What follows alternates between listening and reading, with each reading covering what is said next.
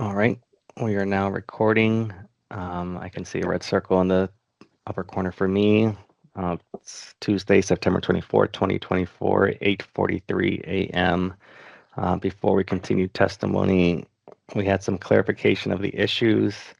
Yesterday on the record, I stated the issues that were in the initial determination. However, in a decision and order on respondent's motion to dismiss that I issued on January 16, 2024, I determined that some issues were time barred. Therefore, as it relates to ERD case number CR 2020-01029, the following issues are not at issue in this hearing. The refusing to reasonably accommodate a disability, discriminating against the complainant in the terms or conditions of employment because of disability, and discriminating against the complainant in promotion because of disability. As it relates to that case number, the only issue is whether there's probable cause to believe the respondent may have violated the Wisconsin Fair Employment Act by discriminating against the complainant because the complainant opposed a discriminatory practice under the WFEA. The issues as raised in CR 2022-00512 are as they were stated. No claims or issues were dismissed in that case number. Is that the understanding of the parties? So the promotion one was, which ones were taken out? Could you say which ones again, please? Yep. So they're basically, I have them as 3 disability related: refusing Okay. to reasonably accommodate a disability, Okay. discriminating against the complainant in the terms or conditions of employment because of disability, Okay. and discriminating against the complainant in promotion because of disability. Okay.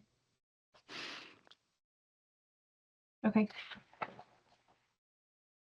That's your understanding, Attorney Simcox? That is, and Ms. EIRSCHELE, to the extent it helps, I can email you a copy of the decision right now. It's okay for right now. Okay. I'll just go with what I have, but thank you. All right.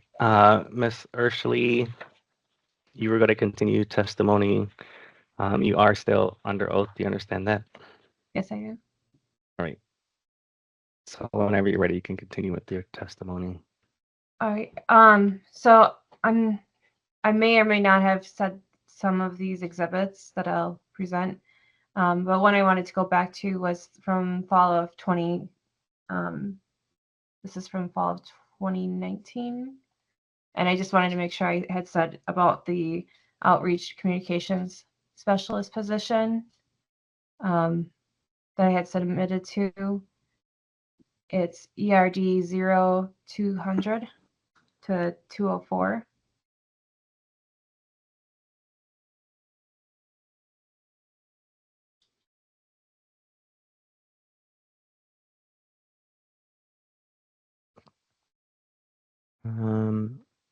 All right. I'm not seeing it in first glance. So it's okay to reference it. If it is duplicated, then obviously in the final version of my list of exhibits, I won't duplicate it. But all right, let me get to that. I was just trying to clarify if you needed to move it as an exhibit, and I think you will if that's your intent. So Yes, I believe. So.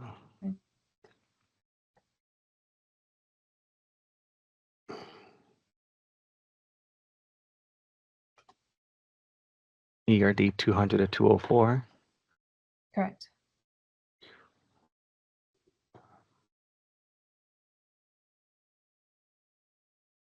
All right, is it showing on your screen? Let me see if I can. Boom. Yes. Yes. This is just the posting. This position. This is the one that Andrew Paulson had created. A year prior to that, he had said that he would try to create opportunities for us to advance, or perhaps new positions altogether. So this was one of those that was created, and I had applied for it. If you scroll down a little bit, please.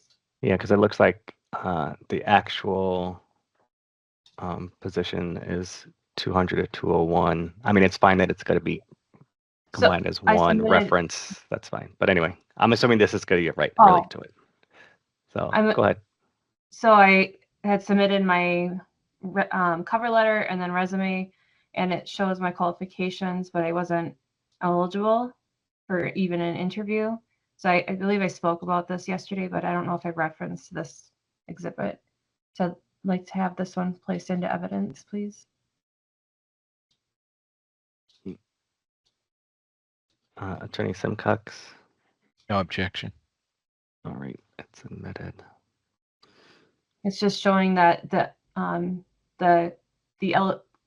met the eligibility criteria, but I still wasn't permitted to be interviewed or considered for the position. Mm-hmm.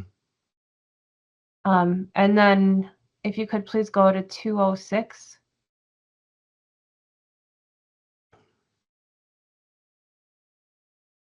So during this, 206 is yes, this one. Okay. yes. I believe it was this last week here. The 21st through the 25th was an MPS. It was we would do 2 recruiting trips to Milwaukee to talk to all the public schools. And so Andrew Paulson had stopped asking me to attend those trips post me opposing my concerns with regards to discrimination of minorities. And this week, you'll see that there aren't check-ins on the 21st and 22nd. And this program is Map My Customers. And so it's if you go to a school, you're supposed to check into the software program, enter your notes, what happened, if you did a presentation, if you dropped off any materials for staff or whatever you did during that time. And that's one of Andrew Paulson's requirements was to do that within 24 hours, I believe it was. But there was nothing done and there was nothing scheduled. Can you go to, let me see, I think they have it in the next. Could you go into 209, please?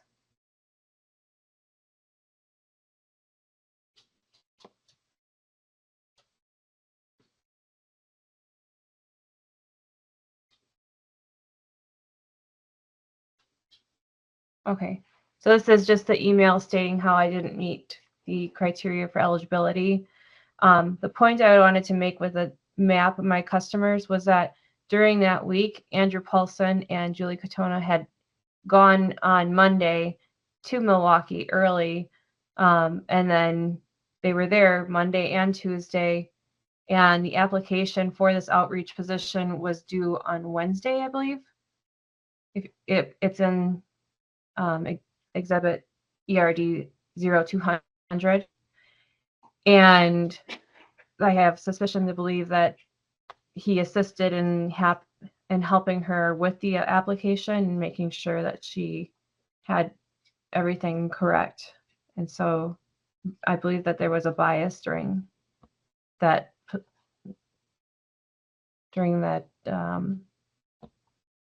application process. Could I please have these moved into evidence?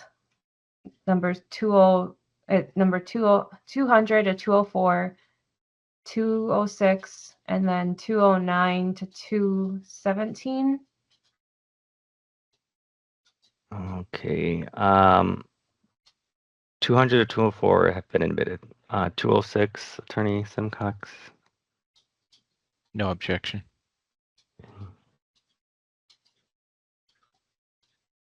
And then 209 to 217. Yes. No objection.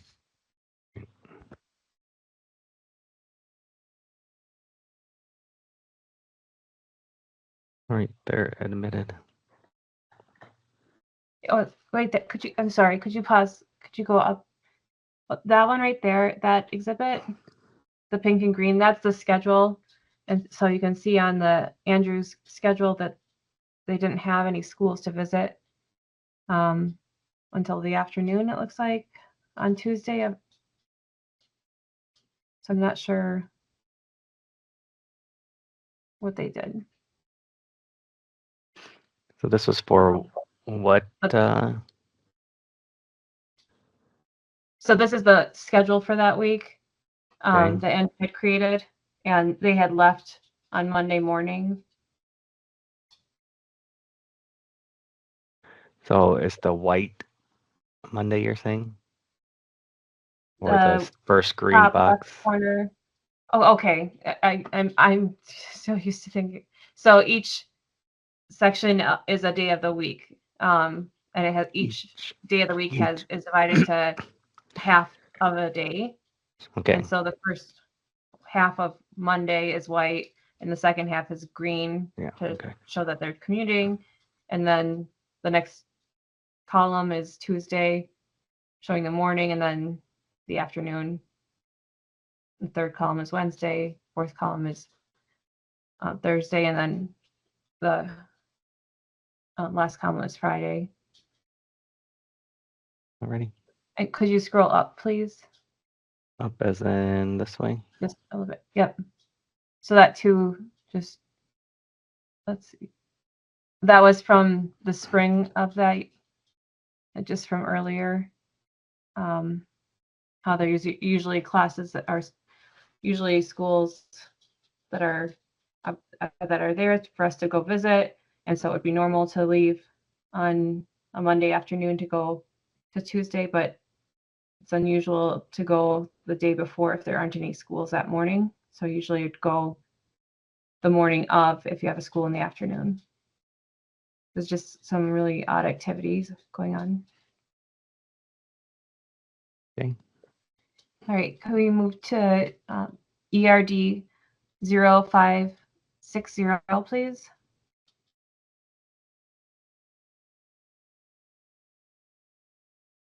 Say the number again. 560.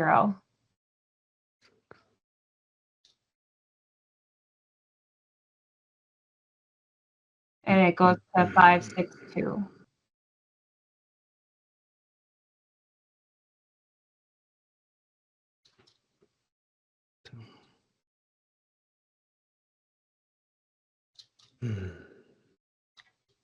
All right, so what do we have?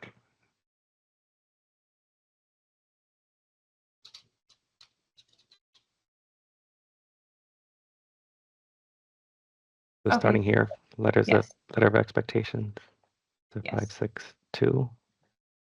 So I received this on June 30th, I believe, and it's my first letter of expectations, which I received after they conducted an investigation again. And so I said I would present. I didn't have the ERD number yesterday, but this is the information. The way it's set up, it doesn't seem to adhere to the procedure that should, according to the work. I think it's Chapter 410 of the Wisconsin HR Handbook, the Employee Work Rules and Disciplinary Procedures. It doesn't match up with how the LOEs are supposed to be administered and presented. So they have templates that they're supposed to use. They have attachment 1 and attachment 2. Attachment 1 states that there should be a brief description of the issue in no more than a few sentences, and that it states the expectations should be bulleted. And then attachment 2, it says to list the work rules violated or the policies or the serious misconduct violation, and then to have a brief summary. But this seems like something else that was created and labeled as a letter of expectation. So you'll see in emails that I'll reference that I don't, right? I don't understand what this means. Okay. And then about 20 days later after this, I had been given, or I had been my doctor had diagnosed me with a adjustment disorder mixed reaction. So that was part of my health issue. I don't know. That doesn't matter, I guess, at this point.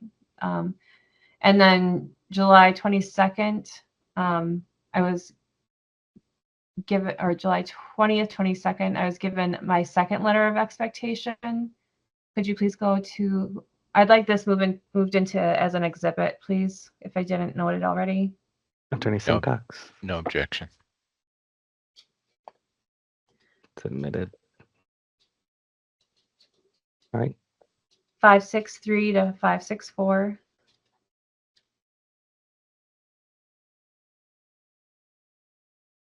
So starting here, Yes. 2 pages. It's dated the 15th, but I received it just a few days later. So this is just another letter of expectation. I was given specific guidance on what I needed to do, which was different than what my coworkers would receive. If you roll down, please.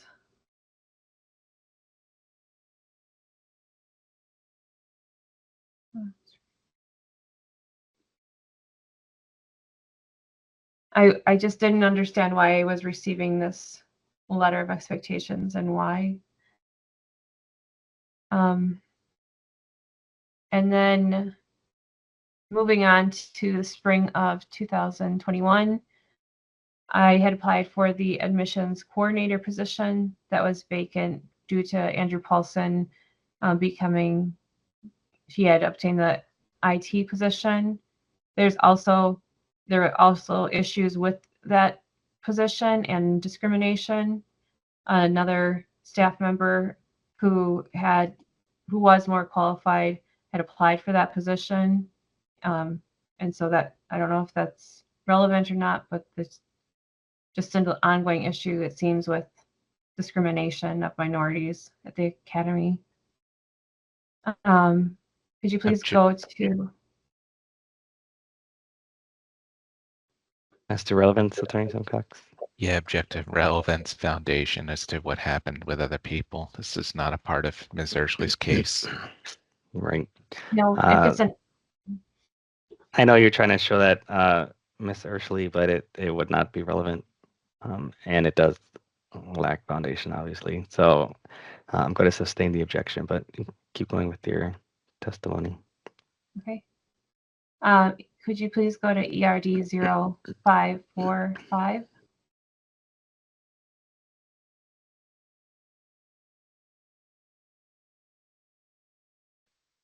I'm sorry, if we're going to admit 563 through 564, I have no objection. Are you moving to admit that, Ms. EIRSCHELE? Yeah. Okay. Yes, please. Thank you. 545? Yes. What you said? Through all of how far? 48. All of it to 48. All right. Where do you want to? So this is an email string to Kruger about the admissions coordinator position interviews. I was still on FMLA, and so I'm corresponding with him via my personal email. And so I'm asking about clarification whether the LOEs would apply to my interview or not, because I'd been told that I couldn't say anything that could be perceived as negative when I was at the academy. So anything basically at all that could be considered somehow negative. So I was concerned, like, when I would do the interview, which Kruger was a part of, that if I said something that was lacking at the community and how I tried to address that in my position, and how I would increase something, that could be then used as a disciplinary action towards me.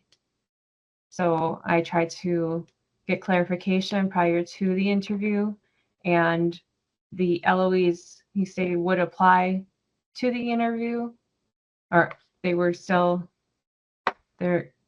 still considered applied towards me. So I chose not to interview because I was afraid that I was going to get another discipline. I'd like these moved into evidence, please. Attorney Simcox. No objection. And could you please go to ERD 0569 to 571?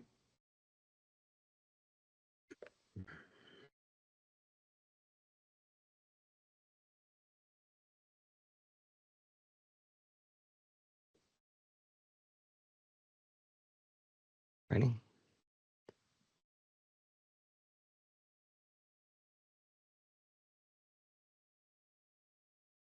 So Should this be is on the screen. Yeah. another email about the same information, sort of, and that I was trying to seek clarification about the LOEs and how they would apply and if they're administered right. I'd like this also submitted as evidence. Attorney Simcox. I'd like the full email chain, please, if you could scroll down, please. Yep.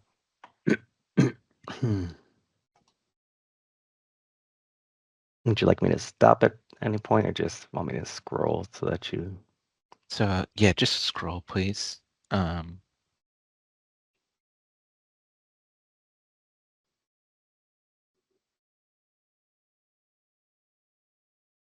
so no objection if we admit from 569 to whatever the base is on this one here. 571, yep. All right, submitted.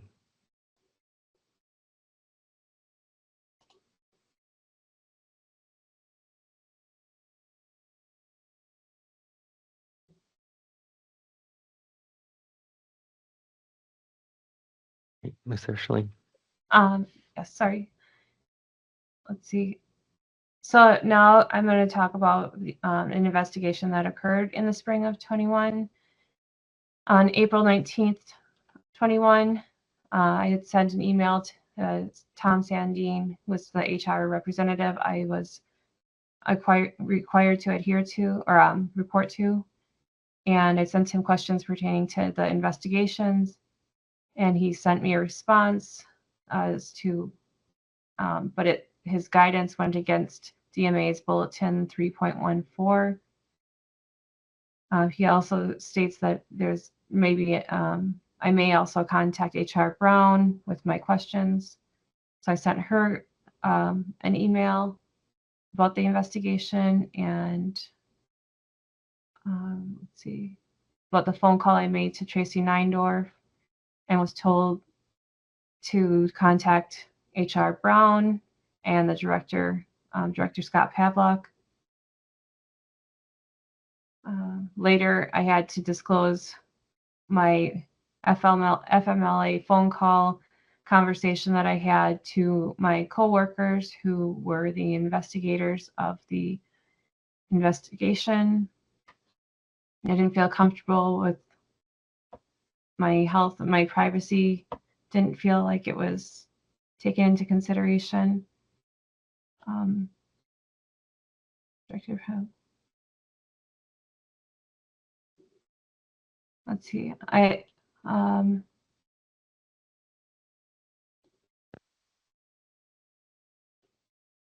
June 7th, I had my annual evaluation performed by my new admissions coordinator, Ken Wiesman, who was my former colleague or coworker. He had been promoted to the admissions coordinator position just maybe a month prior to that, and I received the evaluation. It was him, Dee Dee Kruger, and then Sue Jacobson. I wasn't sure what I was going to be evaluated on because I had been my unofficial performance improvement plan had been ongoing, and then it seemed to stop when I came back from FMLA, and I was reintegrated into doing what I normally would do, but then my job duties were also changed shortly after. He stated that based on my evaluation over the last, let's see. So I didn't know I was going to be evaluated on the form you checked existing position description, and that was not attached. D.D. Kruger was acting as the interim admissions coordinator at the time, and he stated that based on the evaluation over the time he was acting as interim, which was the 6 months for which I was on FMLA, he did not come over to our building department at all, from what I was aware, and he did not meet with me to answer the questions about the changes of during my absence. But he did the evaluation anyway. I asked him about the score of my key job goal areas. Number 2, if everyone was given a score for, so you're ranked 5 to 1, and I had been receiving 2s, and if everyone was given a score of 3, even though that it was something completely out of their control. What did I do? Sorry. I believe it was the training I don't have it in front of me right now, but I believe it was a portion where it was about training received and how I was given a score of, I have it noted as 3 here, but I think it was a 2. And I asked if my coworkers received the same score, and he said that we're talking about my evaluation, not others. And so even if there is no training offered, why would I receive that score? And so that document was submitted and signed on June 9th. Then June 9th, I sent in a training request for the Puerto Rico trip that we talked about. It was signed and approved, and then I didn't know that at the time, but on the 10th, D.D. Kruger had signed it as approved, and then there were some issues about whether it was formal training or not. But Dusty Swanson, who had told me that she was going on the trip, she had hers already approved at the time. So can I pause to make sure I heard you correctly? So D.D. Kruger approved your trip to Puerto Rico? Yes. First he And said that I think he said that he had questioned that because I didn't speak Spanish, but he ended up approving it. Okay. And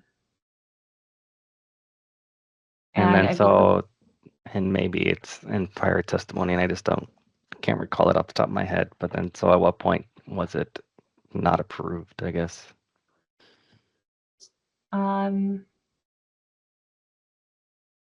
Like, was that an 14. HR made a decision? It goes, to HR, and then HR reviews it, or It went to HR and they review it, and this one I think went all the way up to Colonel. I believe this may have gone up to Colonel Moore. I get this one and the next one mixed up. One went to Colonel Moore, and then I have it noted here that on the 14th it was withdrawn, but I believe I didn't know this at the time until maybe mid-July because of the emails I requested, and the emails were dated with this information. And so I kept asking my supervisor, because the training had to not only be requested, but also had to happen by the end of the month. So everyone was trying to get all these training requests in to be done, so they could happen by the end of the month. And so I ended up being withdrawn, sent out, and then I was sent an email saying I was denied and then I wasn't given any information at that point.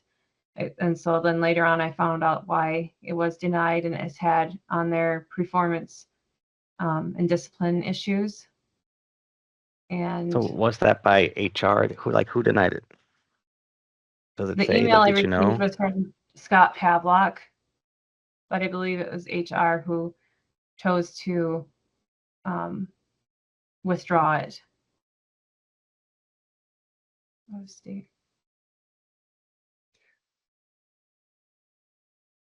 So I'm asking some of these questions, Ms. EIRSCHELE, because I'm trying to get clarification on who you're claiming is retaliating against you, and maybe it's the academy as a whole. It's multiple players. It's people in HR. It's Kruger. I believe it's Kruger, Paulson, and then HR to cover DMA. That's what I believe. Right. So June. let me pause if I can pause, and I'm not trying to mess up your flow of events here, but I want to make sure I didn't miss. So all of these are stemming from you believe you're raising complaints. First of race discrimination against the two candidates, which was back in January 2019. Is that correct? Right. And then you later mentioned, I know Attorney Simcox is taking issue with it at the request, I believe it was of Kruger, or maybe it was Director Greenwood. I think it was Director Greenwood that you provided a list of situations. That was in September of? I put my request in to meet with him then, but he didn't meet with me for 2 months. So it was November 21st of 2019 that you shared with him additional concerns. Correct.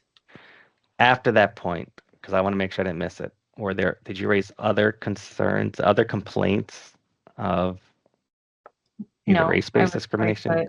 No, Okay, as so a I just want to 3-2. clarify that we're all dealing with the same. And so now you're detailing in your mind the myriad of ways they've retaliated against you from those complaints in 2019. Correct.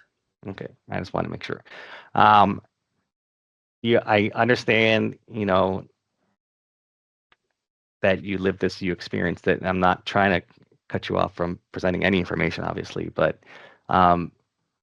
hopefully you can think about what detail is important and what detail is not important. For some of these, you can give a more summary of what it is.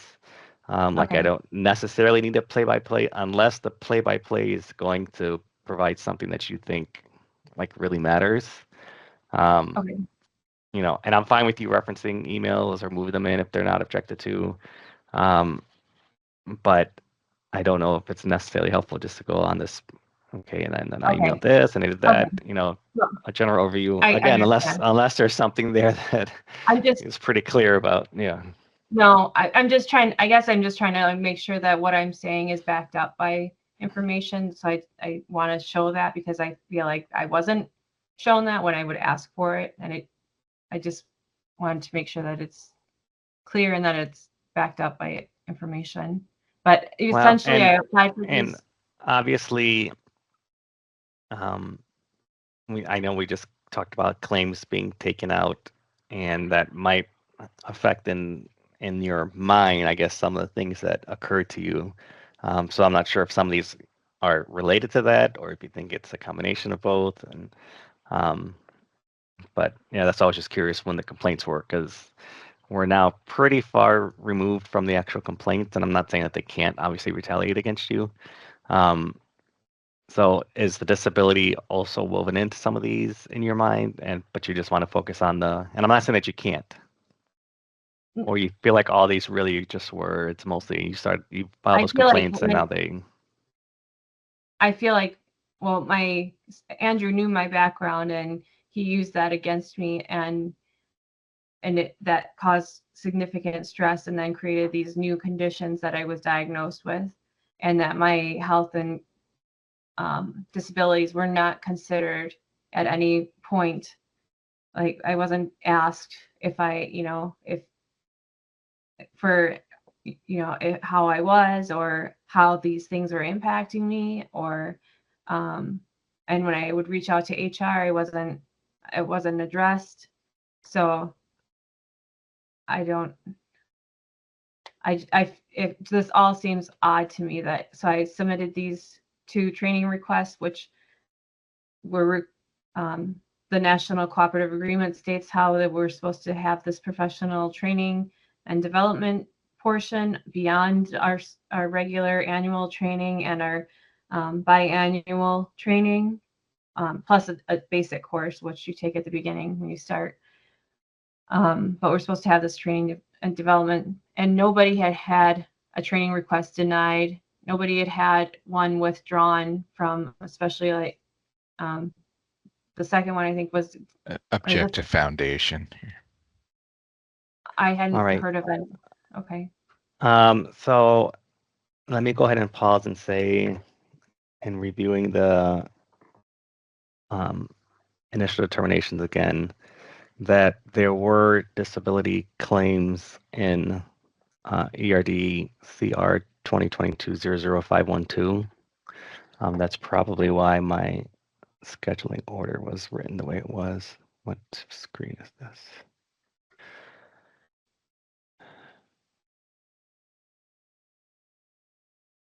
All right, so ERD-CR 2020-01029 initially had these issues. 3 of them were disability related, which have now been dismissed as time barred. So we have the one discriminating against a complainant because the complainant opposed a discriminatory practice. As it relates to CR 2022-00512, there are complaints about discriminating against a complainant in terms of condition of employment because of disability, posed a discriminatory practice, made a complaint under the act. There's a lot in here. Terminating the employment of the complainant, which I don't think we've even gotten to termination yet.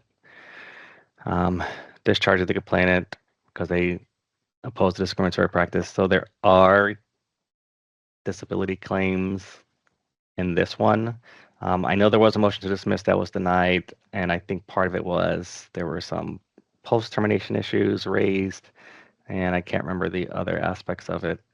I don't know if Attorney Simcox, you feel like some of the disability testimony is not falling under CR 2022-00512, maybe because of time frame. I'd have to look at what the time frame was again. Certainly, the failure to accommodate testimony, I believe, is not relevant to any of the claims that was dismissed. Right. But I think, as you point out here, some of the other testimony as it relates to feelings of discrimination because of disability may have survived. Filed. Let me see what we have here.